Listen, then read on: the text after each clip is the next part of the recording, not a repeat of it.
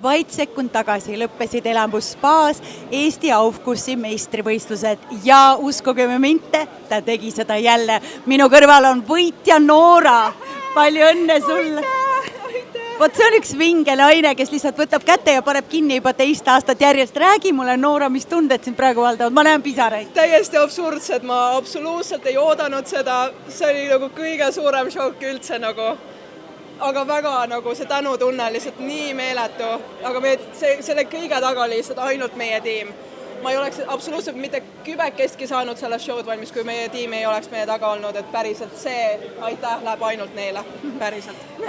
Selleks, et kõik veel ei ole seda show'd näinud, kui te tahate, kohe üsna pea tuleb Noora suurepärane etteaste siia meie vestluse alla, aga kiirelt võta kokku, millest sinu lugu rääkib? Minu lugu rääkis sellest, kuidas sündis 7. surmapatt, ehk siis iha. See oli täiesti minu jutustus sellest, et mis mina arvasin, mis sellega juhtus ja see on võetud lihtsalt inspiratsiooni enda elus, puhtalt enda tunnetest, emotsioonidest, mida mina olen elu jooksul läbi elanud. Et see on lihtsalt puhtalt mina ise selles kavas.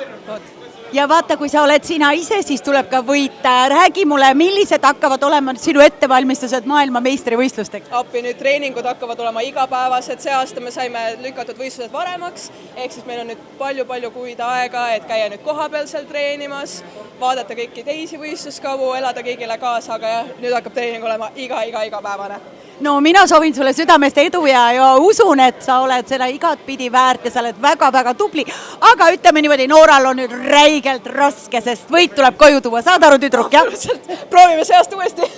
Igatahes veel kord palju õnne, sa oled kogu Eesti au ja uhkus.